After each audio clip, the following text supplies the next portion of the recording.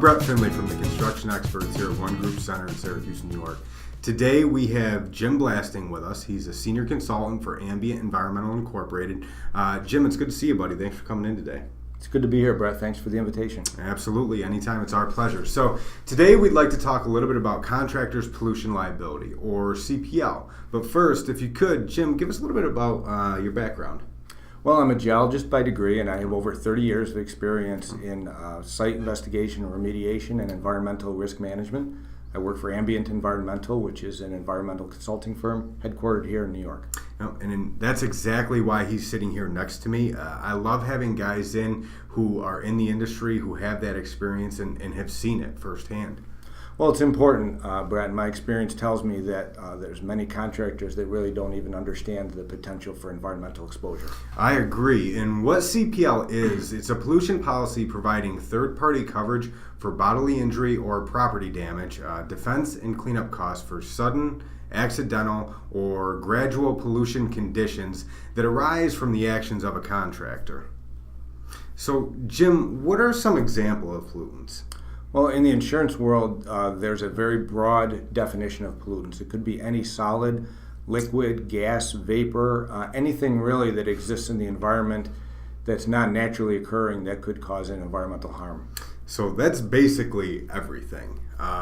What do you think the most common job sites or types of contractors are that have an exposure for these conditions? Well, unfortunately, Brett, I think the perception is that only environmental contractors have this exposure, but really any type of contractor, be it an electrical contractor or a site contractor, could have an environmental exposure based on their activities. So do you think it's fair to say that the majority of contractors have a serious exposure here? I think that contractors do have an unknown exposure, and at a minimum they should become educated on what those potential exposures are. Agreed. So being around this issue in so many capacities, I'm sure you've seen some pretty serious situations. Can you describe some spills or accident events that resulted in a claim or cleanup for us? Sure, Brett. There's a wide variety of examples that we could give, everything from electrical contractors that disturbed asbestos-containing material during their work to the site contractor that had backfill material delivered to the site that, unbeknownst to them, had a pollutant in it, such as a petroleum or metals or PCBs.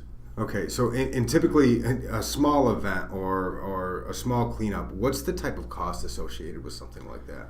You know, Brett, that can be a very broad cost. Oftentimes these things easily run into six figures, and as you mentioned earlier, just the defense costs alone can be very expensive. Which is certainly serious stuff, and something I think all contractors should be paying some serious attention to. I agree, Brett, and it's just having that level of understanding on how these exposures can affect your business is very important. Agreed. Well, if you'd like more information, you know where to find us. Please like and share. Help us spread the word. We think this is a serious topic that certainly does not get as much attention as is warranted. And James, thank you for taking the time to sit with us today. I appreciate it. Thanks for speaking with me, Brett. Appreciate it. Okay. I'm Brett from OneGroup's Construction Experts, and we'll see you next time.